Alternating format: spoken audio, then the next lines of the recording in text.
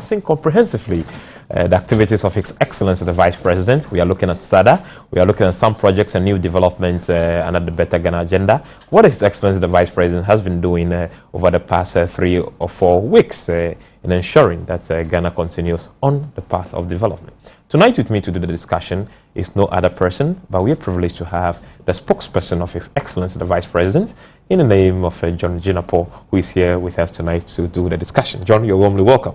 Thank you very much. Let me say that we gave you short notice, but you made it in time to help us in discussion. Foremost, how is His Excellency the Vice President doing? Oh, he's strong, he's healthy, he's kicking. Today he had a program. Okay. He went to deliver a speech at the consultative forum, and so he's soldiering on and continuing his work. His Excellency the Vice President seems to be a powerhouse of energy from his opening of the ECOWAS games. He moved to the Tamale, back to Accra. He's moved to another program. On a daily basis, he seems to be on the move. Yes, just like other government appointees, the Vice President is supposed to help the President to deliver and to carry on with his duties. He has personally said that he is very lucky indeed to have President Mills as a president, because few presidents would give the Vice President that opportunity to work and to learn. And so he is always grateful to the President. It tells you that the choice, after all, is one of the best choices. I do remember that when they were about nominating him as running mate, there were a bit of uneasiness. But clearly, what is happening today tells you that President Mills probably made the best choice, and that the telepathy and the chemistry that has existed between the two of them, in fact, works very well. And some of us are happy that the two of them work in tandem, work in unison with a common sense of purpose, and no wonder they are achieving so much in a relatively short time. Okay, let's go to the commissioning of the CASA aircraft. Before then, we had a lot of opposition from our people on the other side that that project, the aircrafts were not going to come after all. But the aircrafts were in and they've been commissioned. Tell us a bit about that exercise. I think it's part of the normal politics. Sometimes in Ghana we tend to over-oppose, and sometimes we don't even look at the benefits. Indeed, the last time Ghana bought an aircraft for the Air Force to use was about 37 years. Yeah. I mean, 37 years is quite unpardonable. And aircrafts are supposed to be decommissioned after 30 years? Yes, and so the problem you had is that even the spare parts were no more available. It was and obsolete. So it was obsolete. Our people had to work together to see how they can handle it. And if there was an emergency in Tamale, if there was an emergency in some parts of the country, in Boko or any other place, the only way you could get there was by road. And so you realize that sometimes when you have an unfortunate incident in the north, it takes a long time for the military and for other troops to be moved in there. And the worst of them was that when you were training your pilots, if they took pilots and they wanted to train them, they just come and sit, read newspapers, and go back the following day. There were no aircraft to even train them. And so we thought that strategically we had to re-equip not just the Ghana Air Force. And that is what some people think. They think that we just re-equip only the Ghana Air Force. We're retooling and re-equipping all the security agencies. Okay. Just last week, the Vice President presented over 50 brand new pickups to the Ghana Fire Service. I see. We presented over 90 fire tenders to the Ghana National Fire Service. We presented vehicles to the Ghana Prison Service. The Ghana Police Service, when we came, they were using saloon cars, Peugeot saloon cars that President Gufo provided. Good. But we decided that no, we needed to give them robust, durable, strong vehicles. And so we gave them Land Cruiser LX vehicles. These are hard-bodied vehicles that can withstand any terrain. You can't use a saloon car to go for highway patrols. Not at all. I went to Upper West some time ago, and they were using Peugeot cars on that rough, dusty route. And so that is what we are doing. The Ghana Navy, we've given them 4 brand new naval ships and patrol boats to patrol our territorial waters. And so we thought that we should re-equip the Ghana Air Force. And that is why we bought these 2 brand new CASA 295 aircrafts. These are turboprop aircrafts of the, I think, of the 3rd generation or so. When you speak to the Air Force people, they will give you the details. And that in the cockpit, this time they are using a new technology. I think they use a certain term, glass something cockpit. It's not the old type. And so we are using one of the most sophisticated and modern aircrafts. Okay. And this aircraft has a capacity to take about 100 troops at a go. And so if today you want to move troops within a short period of time to Tamale, within one go, you can move them. If you want to move troops to Cote d'Ivoire, you don't have to go and get commercial aircraft. You can move them with all their fufu pounding equipment and all that, and move them to Cote d'Ivoire. We had about 4 helicopters. I think 3 of them are grounded. Okay. And the last batch are in Cote d'Ivoire, and they're also due for decommissioning. And so we are importing 4 brand new helicopters to boost the Air Force capacity, such that if there's an emergency and the aircraft cannot land there, helicopters are known to be quite versatile, and they can land on any flat surface. Yes, they can maneuver. Once you get a flat surface for it, it can land. And then comes our oil sector. Yes, we've passed the Petroleum Revenue Management Act, which shows how transparent we are. We're dealing with the other sectors, which shows how transparent. Beyond that, we want to have surveillance. I do remember some time ago, some Sahara oil got lost. Yeah. And so we are bringing in, I think, the Diamond Surveillance aircraft. This aircraft can be in the air for about 10 hours. This aircraft can be in the air and take aerial surveillance pictures. More like a spy, yes, and then transmit the pictures direct to the naval boats that we have bought. I see. And so we are ensuring that there's a synergy, there's a cohesion, and that the various units can communicate. What you have is that if the aircraft goes and it identifies an enemy ship, immediately it takes pictures and sends the pictures to base. So you know exactly what's happening. The soldiers know the kind of ship they are going to meet, the kind of target they are having, and then immediately the naval boats also moving. Now we also thought that, look, the fight against cocaine ought to be a major push factor that we should do. And so apart from strengthening all the security agencies and ensuring that we re-equip the police, we've set up a brand new state-of-the-art ultra-modern laboratory at Nima. Okay. One comparable to the only one in South Africa. Wow. Such that when the samples come, immediately it is tested. When it is tested, you take a small sample and the chunk of it is destroyed. So you don't have this recurrence of cocaine turning into conkunte, cocaine turning into soda and all that. And so we are using simple, pragmatic measures to ensure that we solve the problems. The problem with some of these things is that unlike a situation where you build a school, you can stand before the community and say, this is a school. If you build a laboratory, people may not easily see and associate with them. But when you look at the cost implication, if you did not have it, you just can't measure it. We've also boosted the capacity of the police service by 4,000. That is monumental. If you were to do this over a period of time, extra recruitment to ensure that the police to population ratio is well brought under control. We're not saying we've reached there yet. We're not saying we've solved all the problems. But given the conditions that we came to meet, given the problems that we came to meet, given the challenges that we came to meet, vis-a-vis the resources available, we believe strongly that we have done a lot and we deserve a mandate from the people again. That's impressive and very interesting. With the 4 brand new helicopters that you spoke about, that they are yet to be brought in, what timeline are we looking at, if possible? I do remember having a discussion with His Excellency the Vice President. I think it's in August, September. In August or September. So definitely by the end of the year. Before the end of the year, we should have the. And so we are working very well. It's not easy, especially when you don't have all the resources available at a go. But given the commitment that we are showing, and also given the progress that we have made so far, I think that we have a good track record to show that we can do a better job. And then with the brand new aircraft you spoke about, the CASA aircraft, and then those other equipment that we are expecting, I hope that we have our technical men who are equally prepared to ensure that the maintenance of these equipment are done readily. Indeed, one problem the Air Force is even facing is that with the expansion of the air system, because now we have about 30 airlines. It's like double because of the favorable condition that Ghana has. Same as the domestic flights as well. Yes, and then the strategic positioning of Ghana. Most aircrafts want to use Ghana as their hub within the sub-region. And so the challenge the Air Force is even facing is that because our men are qualified, because we train them and put them to a stronger test, most of these commercial aircrafts are now trying to lobby and push our people to their side. And that is becoming a major challenge. And so clearly, even in terms of peacekeeping, everywhere you go, they will tell you that Ghanaian soldiers, Ghanaian officers are exceptional. And so in terms of training, in terms of the skills, I can comfortably tell you that, look, our pilots are one of the best, if not the best, within the sub-region. And when you fly with them and you see how they land, how they take off, and how they maneuver, you can be comfortable to say that, look, our training is one of the best.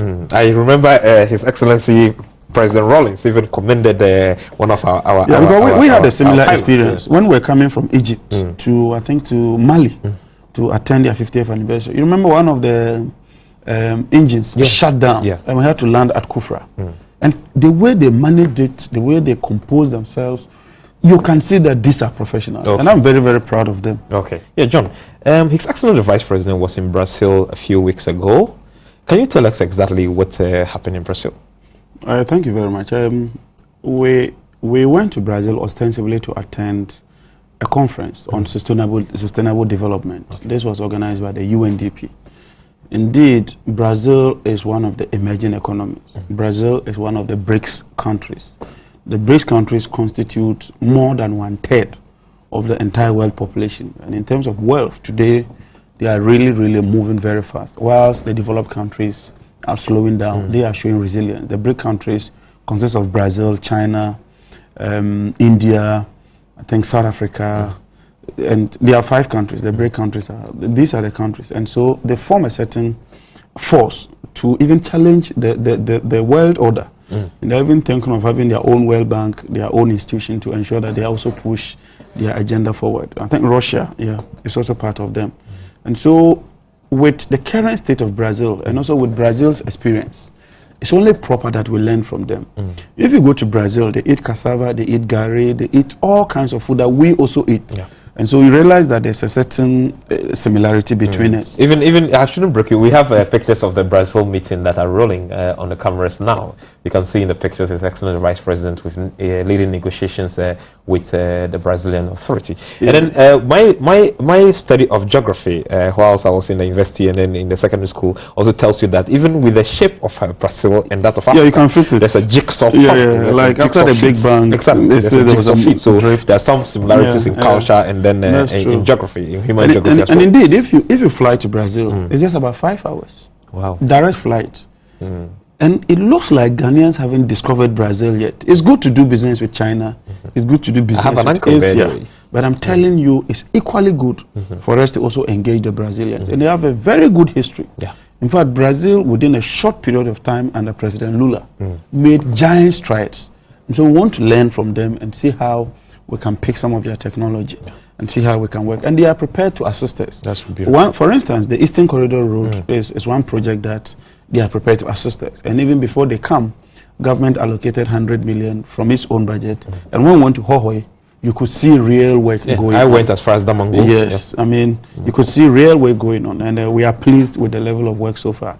And so we went to discuss with them how we can unlock the few bottlenecks that seem to hamper the work so we can hasten the process.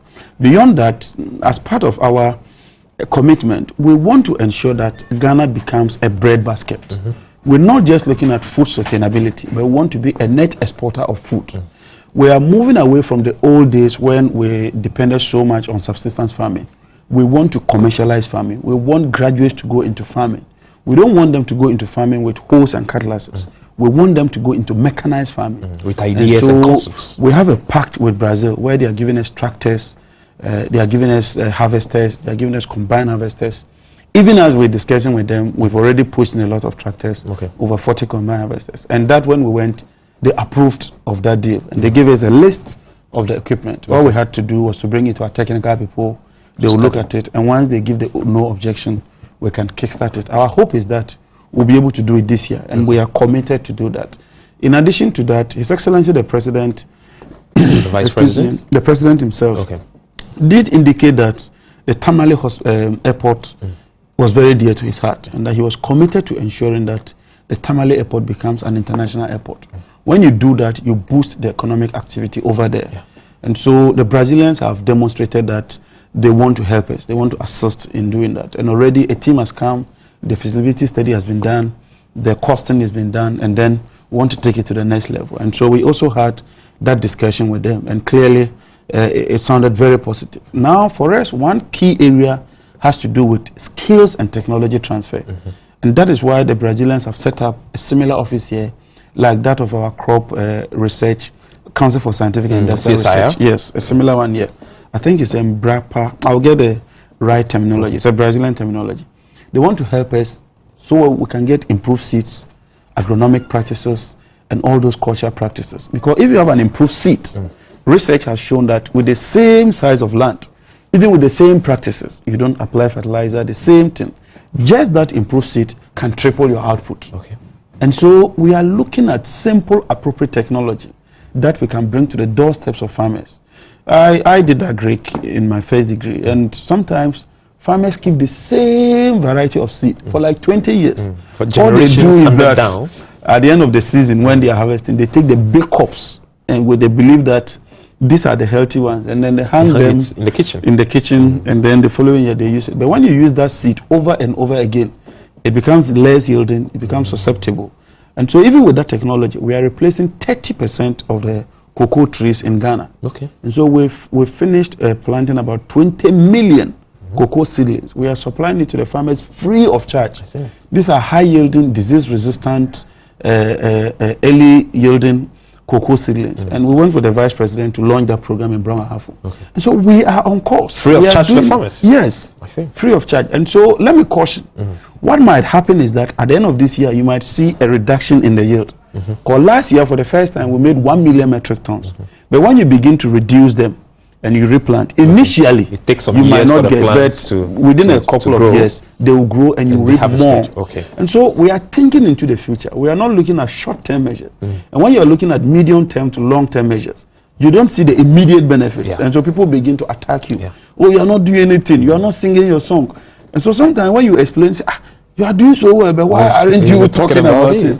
But the truth is that all of us cannot be everywhere at the same time. And I believe that if we unite and we have a common purpose with a common language, I believe that Ghanaians will accept us and give us another mandate. That is very impressive. The discussion is getting very, very interesting. And then let's also speak briefly on the issue of since you started talking a little bit of economics, let's just flow this one in. We've seen some stability in the exchange rate over the past week or two, and as I know you have a very strong background in finance, what will be your analysis of that situation? Thank you. Indeed, I wish I had brought some of the figures, but I'll try and search for them on the tab. What happened is that the cedi had been relatively strong. If you look at our 2010, even 2011, until the last quarter and 2009 figures, the cedi was relatively strong compared to even the previous years. 2008 was quite terrible, and then it moved into a bit of 2009. We arrested the situation. And so, consistent with the inflation figures, consistent with the economic indicators, the cedi was strong. Now, what happened is that the seasonal Christmas element also came in.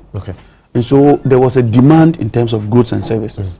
If there's excess demand, it simply means that people would want to import more, especially when you import a lot of consumables. And then it puts pressure on the local currency. One other factor has to do with the single spine. Before the single spine, the government wage bill was about 2 billion. With the single spine, it moved to about 6 billion. That is like threefold jump. The worst of them has to do with the arrears. You see that around September, October, we paid a lot of the arrears. And so there was excess liquidity in the system. When there's excess liquidity in the system, it means that the cedi begin to chase few goods. I was reading a book that somebody did, and that was very phenomenal for me. That if you go to the northern sector today, and you go to the schools, you see a lot of motorbikes parked there. Compared to some years before. It means that people's purchasing power is increased. And so now they are buying more motorbikes. And so when they do that, it brings some pressure because there's a disparity. Two, the utility regulatory company, that's a PURC, is coming out with a report. And that for me is very significant. That for the first time over the month, there's been a dramatic increase in terms of demand of electricity by domestic users. That tells you that people are beginning to use more appliances.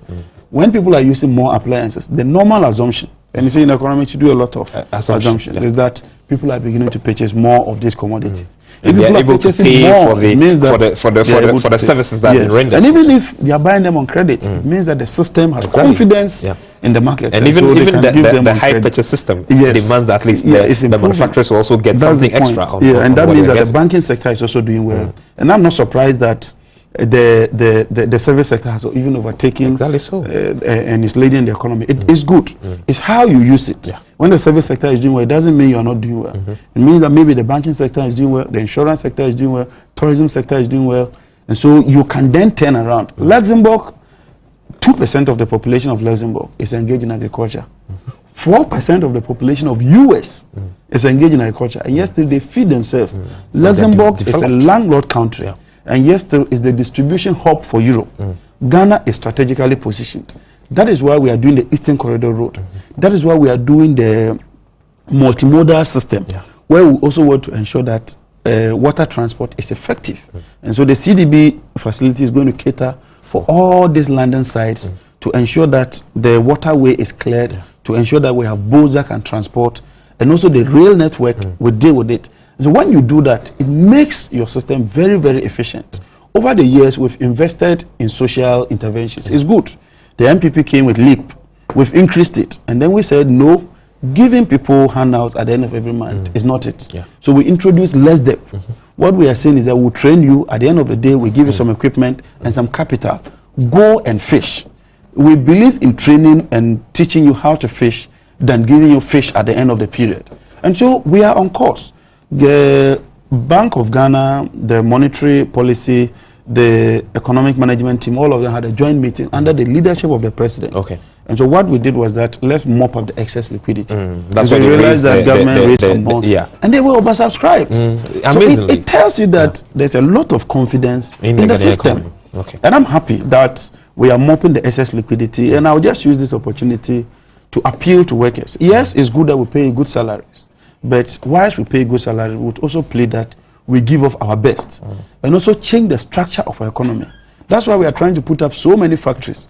But when we increase your salary, and Brazil is doing it, when they increase salaries, they make sure that those salaries they used to buy made in Brazil goods. I see.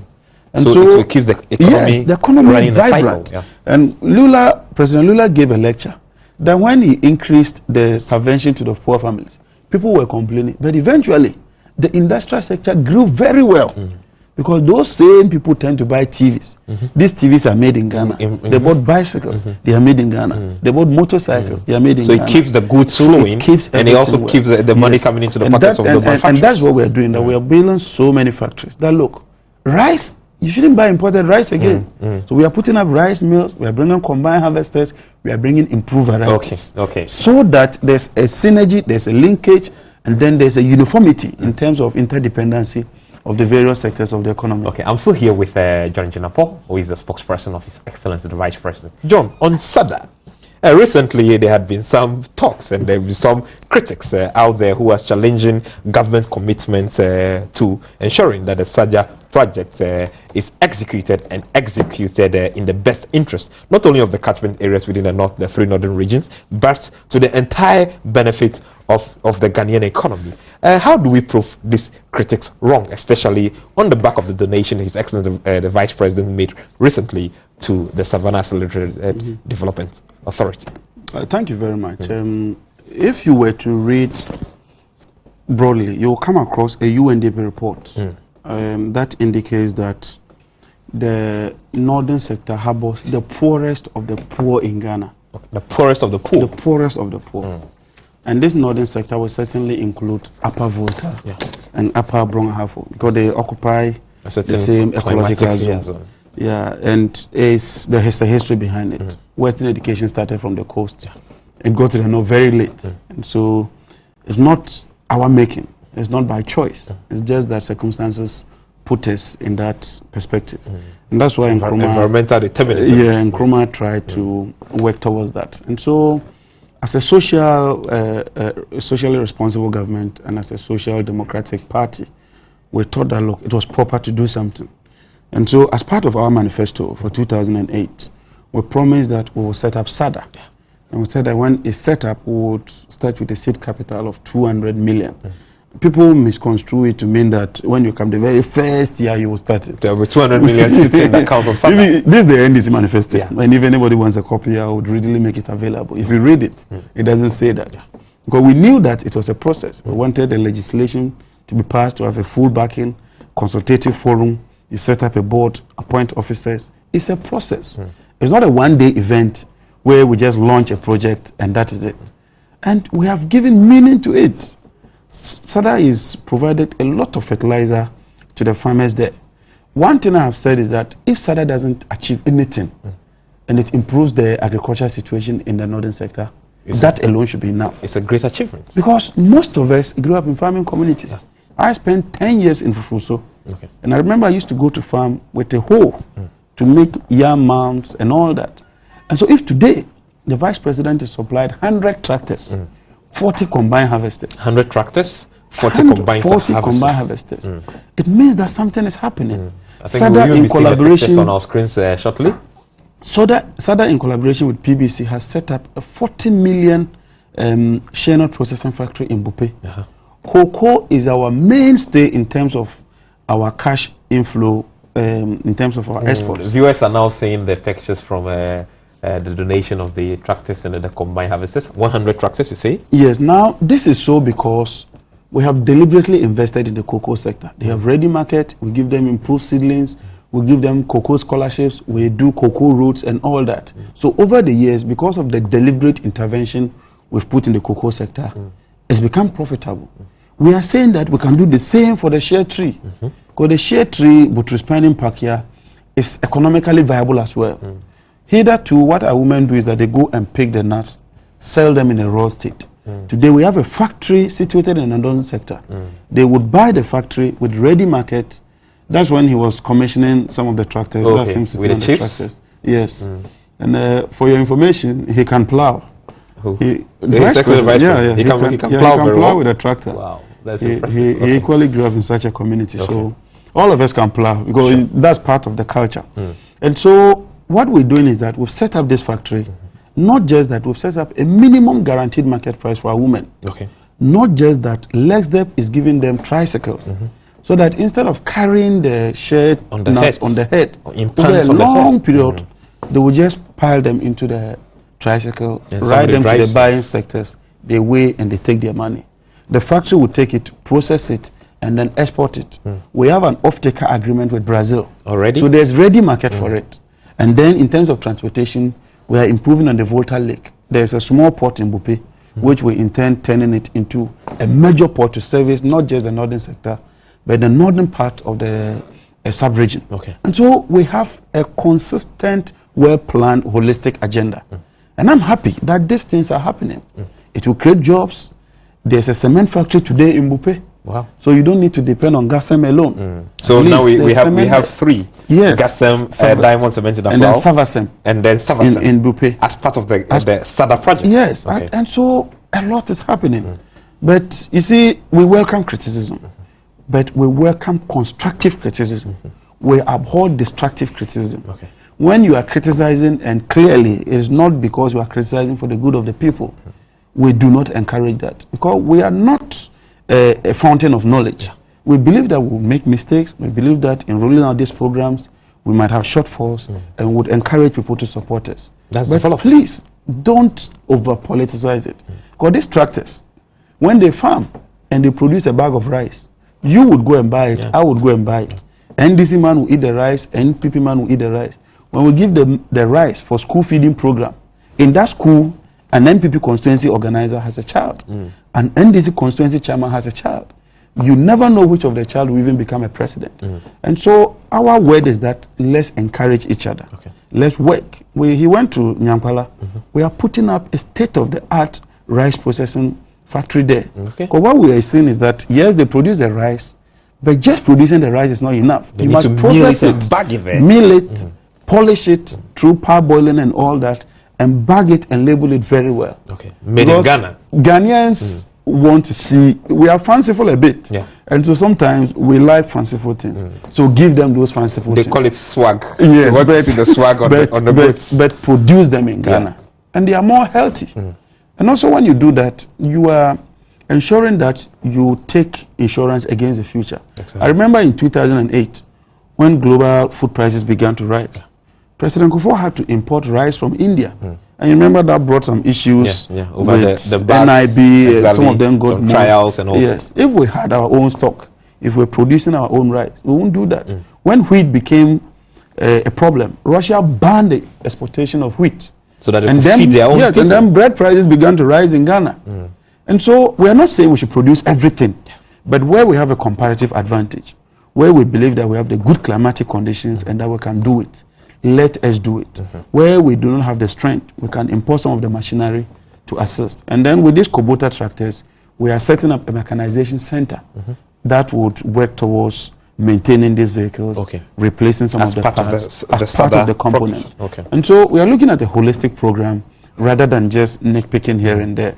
And I believe that given the opportunity, SADA will do very well. Even if the NDC is not in power, God forbid, we want to ensure that the northern sector is given the needed attention. Because we've suffered for a very long time. As I said, not through our own fault. Some of the conflicts we are seeing is because of resources. It's because we do not have anything doing. We're sitting idling.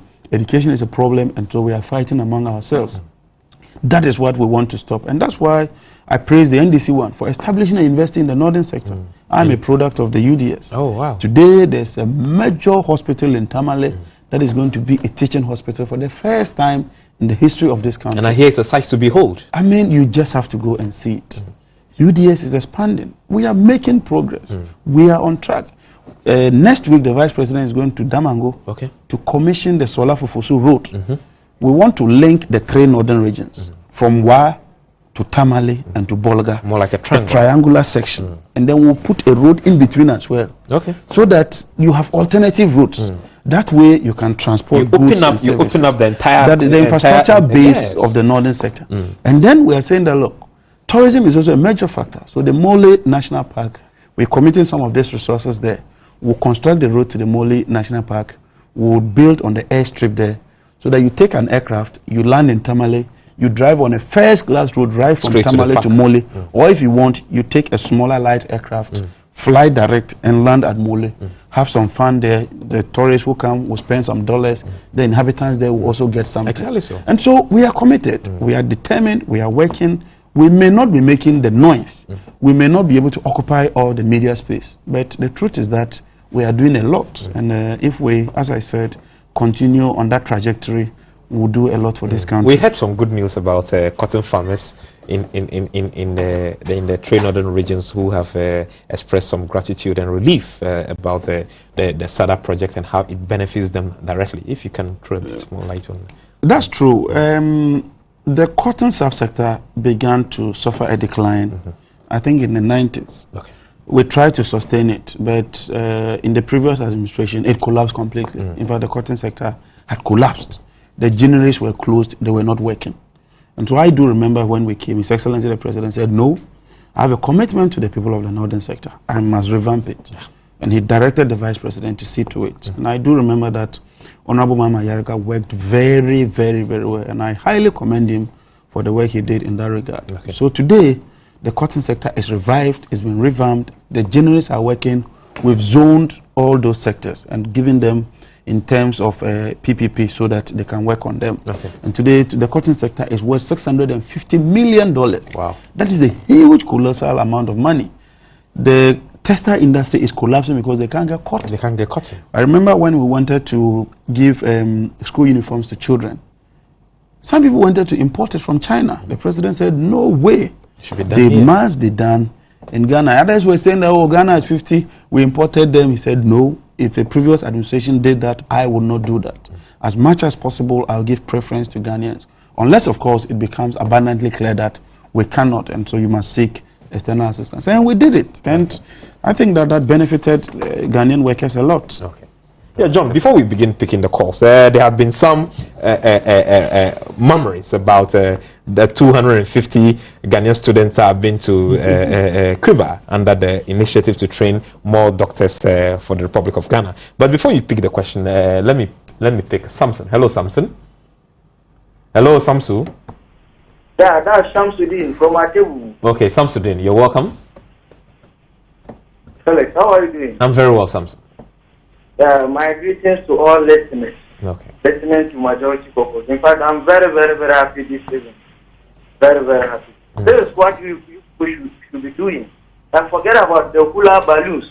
That's a bunch of deliberate ignorance. I'm talking about the MPP. They are a bunch of delinquents. What they have been doing. Concentrate on the Better Ghana agenda and let preach on it. Let people know the good things that Professor John Evans Atamos is doing. Okay. Let people know the changes that it has come to the life of people. Okay. Now, look, let me tell you, when you come to Acheobu, NPP has been in power for good 8 years. When you go to Acheobu Government Hospital, the word that they have been using, female, males, and then children are using one word. But within 3 years now, they have been able to construct a new word, and now this problem has ceased to exist. When you come to Acheobu, the same government hospital, there's no toilet facilities for the hospital. When you carry a patient, you have to take the patient to the bush for him to defecate. But now, as I'm talking to you, within 3 years of Atamo's administration, all this problem has been solved. So there are massive developments. So if the MPPs are saying they do not see what Professor Amos is doing, they are deliberately, as I'm saying. Thank you very much. Thank you very much, Samsudin. Let me pick Babs. Hello, Babs. Yeah, good evening, host, and good evening, Mr. John. Thank you. Thank you. We thank God for the life of our president and his vice. I believe for the Better Ghana agenda, it is those with the wooded spectators who don't see what the president is doing. But if you remove those spectators, you will see that really we are in a better Ghana. Take Boga, for instance, my municipality. We have seen a great change under this administration. All the secondary schools that we have seen and the technical school in my municipality here, you will see new development taking off in there.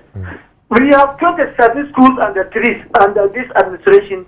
We have 14 tip centers under this administration. So for the board that have been finished construction is 30. So if we don't like this, what again will we like? Take the road infrastructure, showing where that is where I'm from.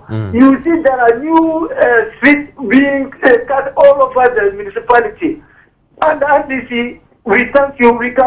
We are short of words to thank you. But what Mr. John has done this night will make the elephant uncomfortable. Thank you. Thank you very much, Babs. Let me pick Adams. Hello, Adams. Yeah, Adams. Yeah. Good evening. Good evening. Yeah, good evening, Adams. Yeah, I want to speak to my brother. I want to speak Gonja. Unfortunately, I might not be able to understand, so I can't interpret. For the benefit, for the benefit of our viewers. So if you can just do us the favor. You can greet him in Gonja. Yeah, you can greet him in Gonja, but you can give us your explanation in English. Good evening, sir. Good evening. Good evening, sir. Thank you. Good evening. Yeah, how are you, sir? I'm fine, my brother. Thank you. Yeah, you see, I'm very glad. Today I can hear my brother very clear. Completely, I'm just giving advice to NPP for a long time. That because of today, the way she explained things to me, even my brothers will help me to believe. I'm very convinced. I like the way she spoke. I like the way she continued doing that thing. Because one not going to improve to sound. We will all become equal. Thank you. Thank you so much, Adams, and keep watching Majority Caucus. John, if you can pick, if you can make some reactions and then focus, and then on the question of the 250 Ghanaian students who are going to be trained in Cuba. It's interesting. As I said, His Excellency the Vice President was in Cuba, and when he went there, he had discussions with the Cubans. I accompanied him. We visited some Cuban health centers. In fact, their training is special. If you come to Ghana and you go to the rural areas where our doctors are refusing to go, you will find Cuban doctors there because of the way they train them. It's community-based, it's problem-solving, and it's practically oriented. Two, Cuba is going through some reforms. If you've monitored Cuba, for the first time, people are allowed to charge in terms of taxes, barbering shops, and all that. They are going through some restructuring. So they agreed that, yes, they were prepared to help us. But then we ought to make a certain commitment in terms of the cost of training the students. The figures they are bundling around is absolutely untrue. They are bundling figures around. If you cite a memo, that goes someone say that I want to do this. There's no response, there's no confirmation. You can't use that as an authentic memo. But the bottom line is that we said that, look, let's get 250 students trained. Because South Africa has 8 public universities to train medical students. They train 1,200 students. And yet still in September, they are sending 500 students to Cuba to train them, paying more than we are paying. Because apart from the cost, they bring on board a certain uniqueness that is also essential. When Maradona was sick, he chose no place but Cuba. When the Venezuelan president was sick, he chose no place but Cuba. I've heard people even attacking the Cuban medical system just in the name of politics. And so the criteria was that, one, you must be qualified. Because if you are not even qualified, the Cubans will not accept you. Yeah. So those who are saying that we're going to take MPP, NDC chairman's children and pack them there, it cannot be the case. Because if you don't have the qualification, the basic qualification, the Cubans will not accept you. Two, the criteria is that these people should come from deprived communities. Okay. In my hometown, there's no doctor. So if you can identify one bright, brilliant chap who doesn't have the money, we'll take him to Cuba and train him. Government will pay. But the condition is that when you finish, you have to come back to your community and render service. Okay. The lives that this chap will come and save, you can't compare it to the cost of training. We have less than 1 minute. Sometimes it's worrying. But for us, what encourages us is that Ghanaians are seeing what we are doing. So. The ordinary Ghanaian believes that President Mills is doing a lot. He might not be a talkative, he might not be that extremely egoistic person, an extrovert who talks too much. But the works of President Mills will speak for itself come December, and we believe that Ghanaians will give him another mandate. Okay, the works of President Mills will speak for itself come December 2012, and we believe that Ghanaians will give him another mandate. Those were the concluding words of John Jenapo, my guest tonight, who is a spokesperson of His Excellency the Vice President, and we had been discussing SADA, new developments and projects under the Better Ghana agenda.